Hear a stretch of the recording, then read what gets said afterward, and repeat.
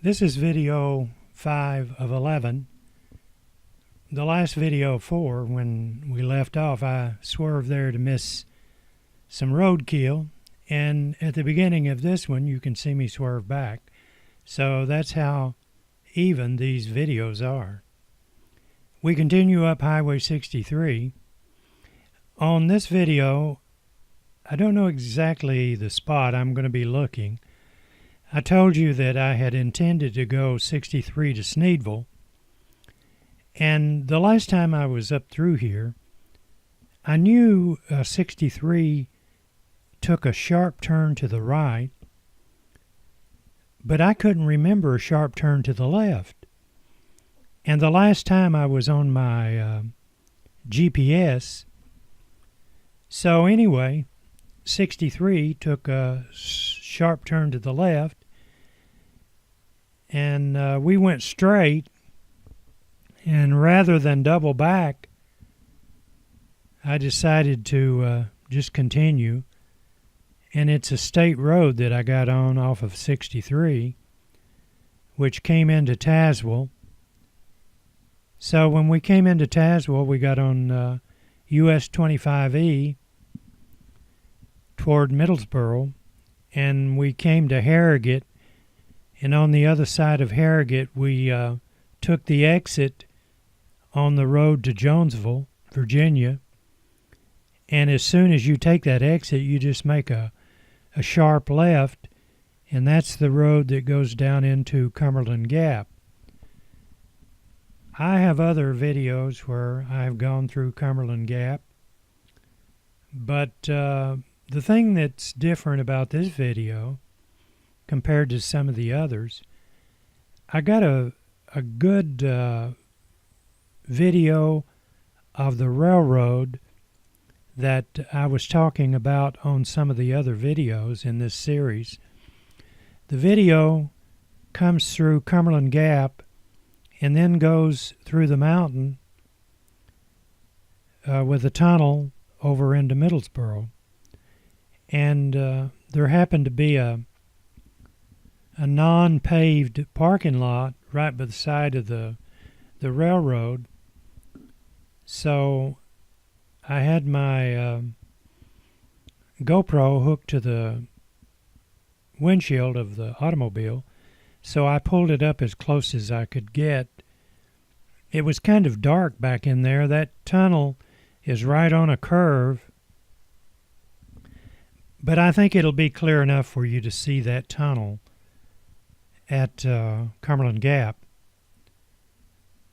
And of course, you know, at Cumberland Gap, the road used to go up over the mountain and down into Middlesboro.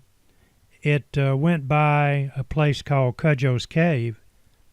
I'm sure that cave is still there. But then they built the modern tunnel from the Tennessee side to the Kentucky side. And when they did that, they completely took that road out that went up over by Cudjoe's Cave. A long time ago, I thought someone was going to develop Cudjoe's Cave, and I happened to go to one of the companies that sell URL addresses, and I purchased a URL called cudjoescave.com.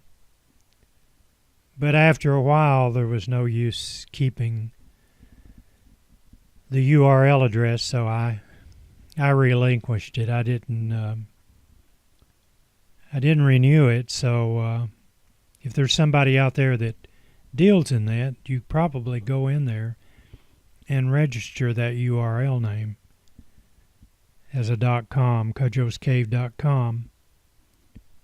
Of course, CumberlandGap.com is taken, I'm sure. That used to be a big thing, but it's not so much anymore. The only people that have websites that... now here I am starting to jabber about something, but anyway, I've got to fill time. At one time, just about everybody was getting a web address and putting things out there. What they mainly were trying to do is impress other people that were doing websites. I know when someone would ask me to do a website for them, I knew the first thing they were going to ask for was stuff jumping all over the place and balloons falling. And when it comes to a website, that kind of stuff is so useless.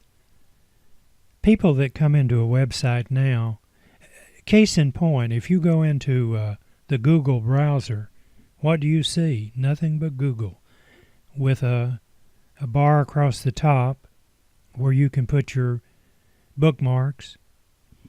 But people that are looking for information, let's say, for instance, that you had a website on bow and arrows.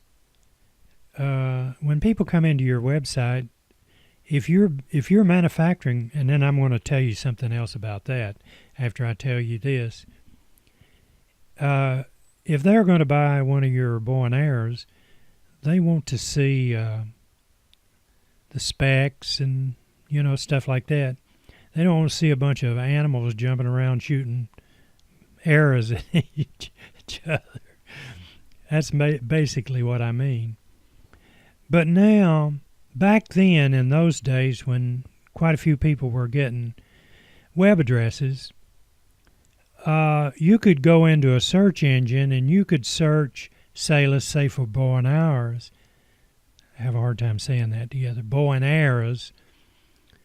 Your website might pop up. So mom and pop websites, somebody selling something, when you did a search, you were usually in the same rankings. Well, folks, if you're not one of the big boys now, you might as well rack it up. The only way anybody's going to find your website is if they have the actual address. The odds of them finding your product doing a search with the millions and millions of sites out there is practically impossible. So that business has really gone down. The only people that need websites now, of course you can put an advertisement out there, but a lot of people put a web out there and put an advertisement on it and it'll stay the same for years. And then you have other sites where it has some good information. I did a website for a company, and when they asked me to do it, I told them, I said, well, you can get all this Dreamweaver stuff and you can just make it flashy and look fancy, but I said, that's not going to satisfy the people that are looking for information. When they come to your website, they want information. So what you need to do is make it as simple as pie. And they said, okay, make it simple as pie. And I did. And their website became a big success. And they have made money off of their website. And they attribute what I said to the success of that little simple website where people could come in and just, you didn't have to punch here and hit this and hit that and this pop up and that pop up. And you know exactly what I'm talking about because you've seen those kind of websites. Let's see. I think we just passed the turn back there. So double back and stop the video. I got so busy talking. Now we're on a different road. I think I'm correct on that. Because if I remember correctly, there's a car pulling out from the left. But talking about the website, I said to myself, when you start these videos, just talk about the scenery. Don't get off on a tangent. I started these videos a while back, and I was getting too carried away with jabbering. So I just deleted them and started all over. And now here I'm right back at it. So anyway, I gave you that little bit of information, but I'm not going to give you any more war stories. I'm just more or less going to talk about the trip. And I had never been on this road before, and I didn't even have a clue that it came into Tazwell. And I told my wife when I saw the traffic lights off in the distance, I said, that's the traffic light that I had mentioned before. Wonder where that road goes. Well, now I know. If you were coming up 25E into Tazwell and you turned left at the traffic light that we're going to see, then you would come straight down to 63 and you could zip right into LaFollette or Jacksboro in that direction.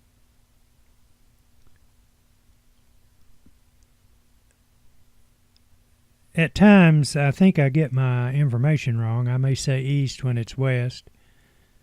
I may say north when it's south. From the looks of the sun, we're going east. By the time we got back to LaFollette and Jacksboro, the sun was starting to go down to the point to where it was directly into my GoPro, and the sun was playing with the lens a little bit. But the GoPro is pretty good at handling conditions like that. The only thing when the sun gets on the horizon, it starts getting kind of an orange look, where the lens, of course, the lens on this is not mechanical, it's electronic. Everything on the GoPro is electronic. There's nothing that you adjust that's physical. It's all the shutter speed.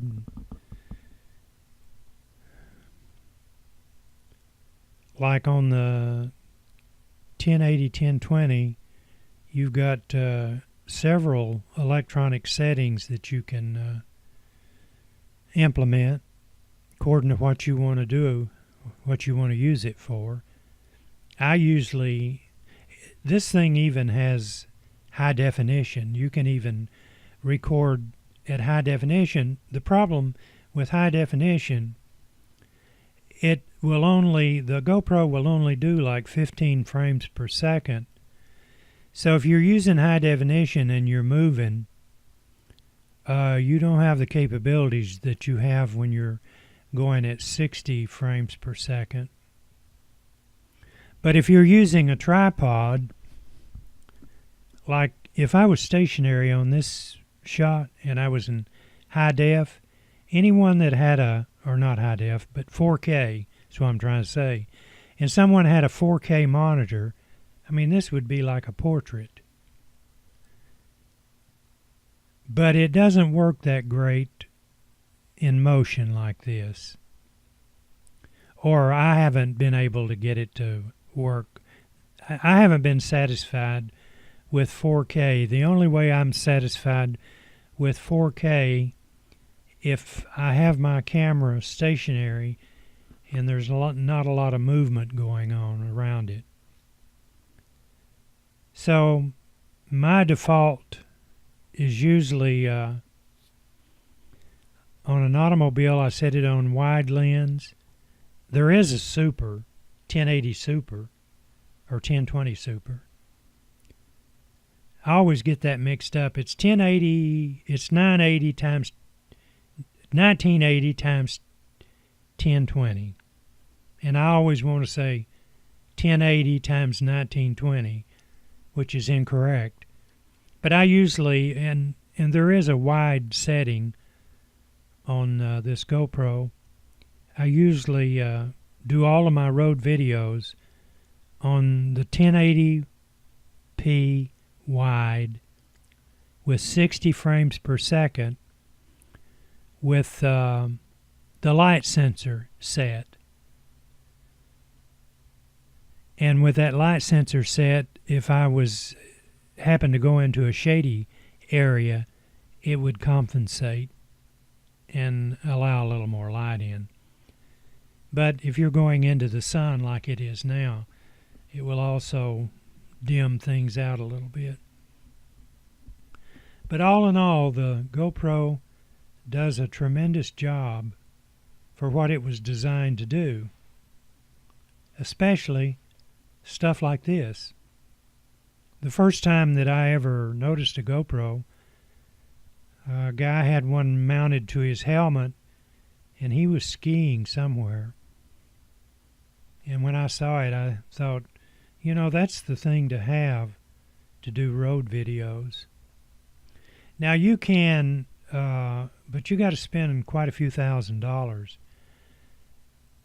There, and more so every day, some fantastic products are coming on the market in 4K.